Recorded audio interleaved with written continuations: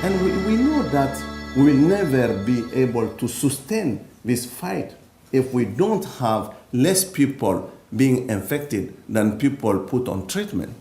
It's not sustainable. But prevention, unfortunately, is not just about commodity-driven.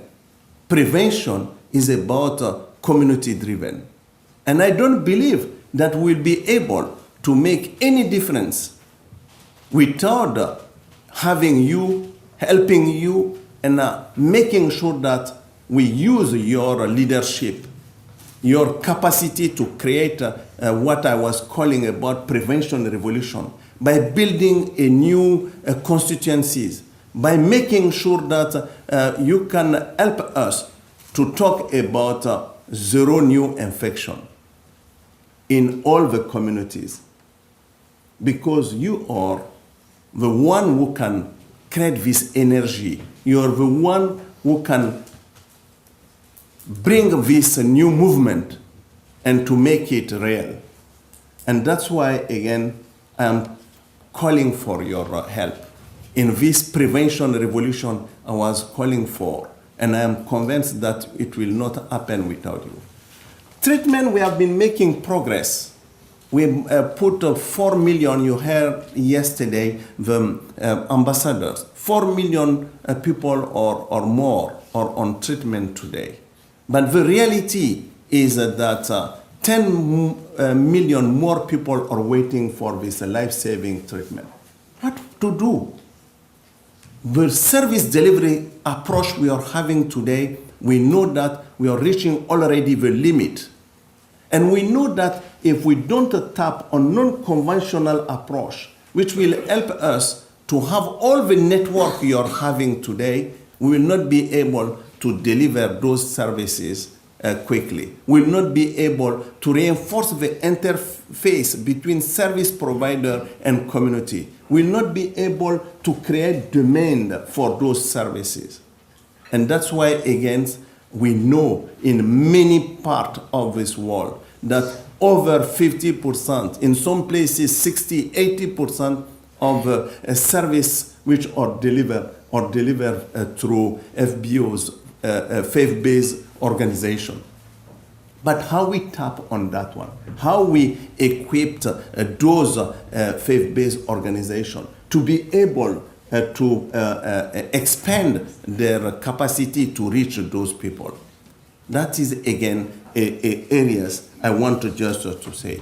But allow me to just say that when I'm saying 1,000 new infection every day in Nigeria, or 1,500 new infection every day in South Africa, or 25 million people who died, we are not just talking about numbers. We are talking about families. We are talking about life. I was traveling. I was in Lesotho, and this last 10 days, I did travel into Swaziland. 42% of the infection. I left Swaziland to go to Botswana. 26% from Botswana. I went to South Africa. Over 25%.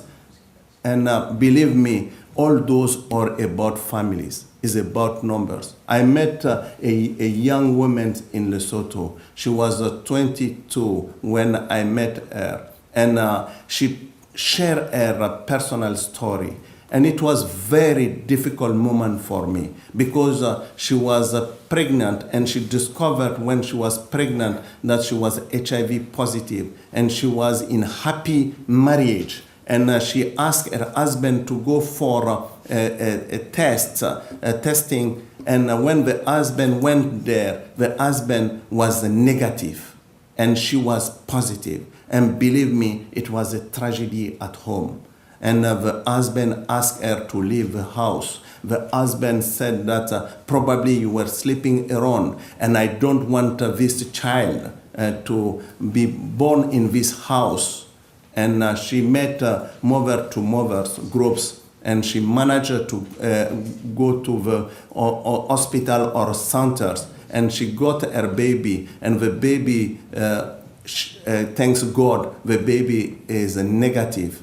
And she is, of course, on treatment, and she is becoming now an activist to try to help others mothers to not go through this whole process. When I talked to her, she told me, I never during my marriage, I've been always faithful to this man, and I still love this man. And she told me, when I was 15, I've been raped.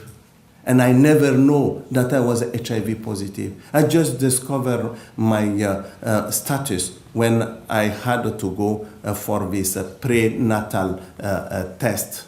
And those are the thousands of girls and women who are facing those situations in a different setting. So what I want to just say that many of those are honest, committed, lovers, but facing societal issues which are putting them in situations which make them vulnerable. And that's why I want you again to help us to restore, like you said yesterday night, the dignity of those people, and to reject the new framing I'm saying, innocent and guilty. I don't think so. That is easy for us to manage that one, particularly us coming from the UN system. What we want is to make sure that we tap on your capacity, your knowledge, your